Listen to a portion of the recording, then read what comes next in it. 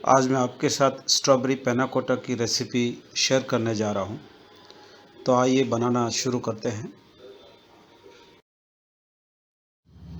Strawberry पैना कोटा बनाने के लिए जो सामग्री की ज़रूरत पड़ती है वो इस तरह से है। 125 ml दूध लिया है। जितना दूध लिया उसकी सेम क्वांटिटी में ताज़ा क्रीम लिया है, यानी 125 ml। 50 ml स्ट्रॉबेरी क्रश लिया है। अगर आप चाहें तो स्ट्रॉबेरी को पीस कर उसका प्यूरी बना सकते हैं। 30 ग्राम कस्टर्ड शुगर ली है। आप इसकी जगह नॉर्मल चीनी का भी इस्तेमाल कर सकते हैं। 6 ग्राम जेलेटिन लिया है।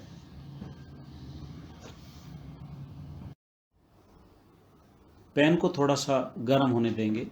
मैंने टेम्परेचर थोड़ा सा इंक्रीज़ कर लिया है जिससे जल्दी से पैन गर्म हो जाए।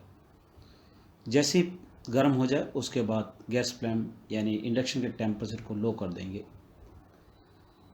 दूध को ऐड कर लिया है, अच्छी तरह से गर्म होने देंगे।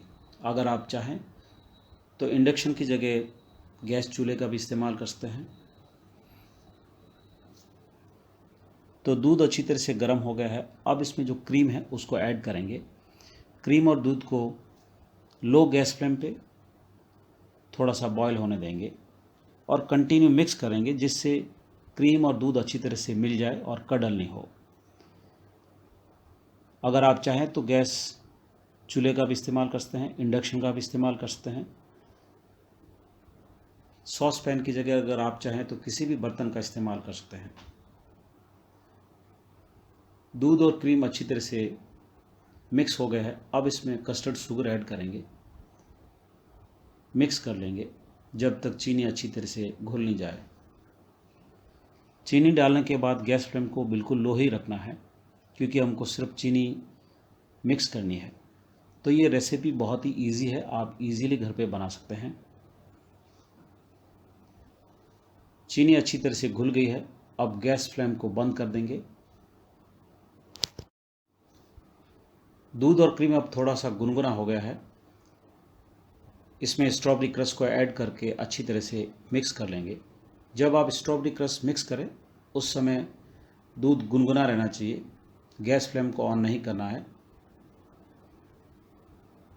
तो आप देख सकते हो अच्छी तरह से मिक्स कर लिया है। अब इसमें 2 से 3 drop tomato flavour food colour add करेंगे जिससे अच्छा कलर आए।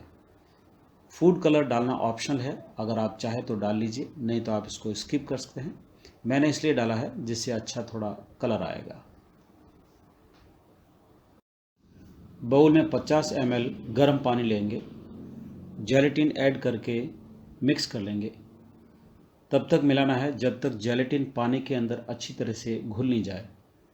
अगर आप चाहें तो जेलेटिन को माइक्रो ओवन में भी मेल्ट कर सकते हैं। ये दोनों ऑप्शन है, जो आपको सूटेबल हो उस हिसाब से आप कर लीजिए। तो आप देख सकते हो जेलेटिन अच्छी तरह से घुल गया है।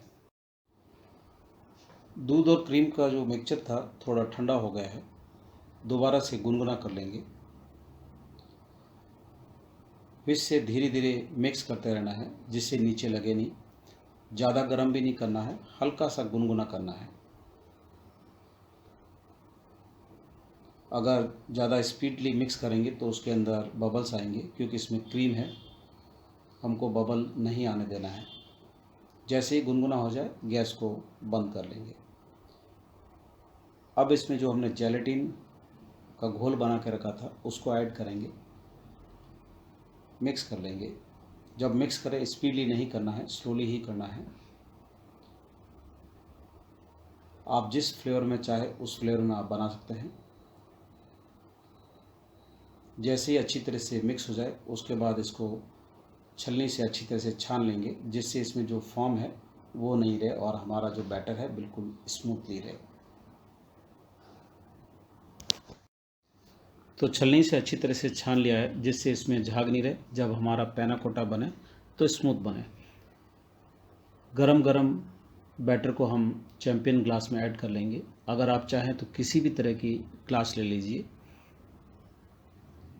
जब आप पोर करें तो गुनगुना ही करें क्योंकि इसमें जेलेटिन है, नहीं तो ये बहुत जल्दी जम जाएगा। अब इसको फ्रीज में कम से कम 25 से 30 मिनट के लिए जमने के लिए रख देंगे। अगर आपका फ्रिज का टेम्परेचर लो है तो आप जब तक वो सेट नहीं हो जाता है तब तक फ्रिज में रहने दीजिए।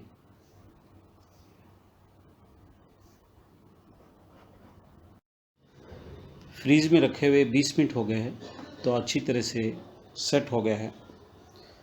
अब बाहर निकाल देंगे और प्लेटर में अरेंज कर देंगे। गार्निश के लिए मैंने थोड़ी चॉकलेट की गार्निश बनाई है, उसे सजा लेंगे। चॉकलेट से गार्निश कैसे बनती है इसका वीडियो मैं आपको अगली रेसिपी में शेयर करूंगा। थोड़ी सी स्लाइस की हुई स्ट्रॉबेरी से भी गार्निश कर लेंगे। इस डेजर्ट को आप स्पेशल वैलेंटाइन डे पे या किसी भी ओकेशन में बना सकते हैं। बनाना बहुत इजी है और बहुत ही स्वादिष्ट बनता है। अगर आपको मेरी रेसिपी अच्छी लगी हो तो लाइक, शेयर, सब्सक्राइब ज़रूर कीजिए।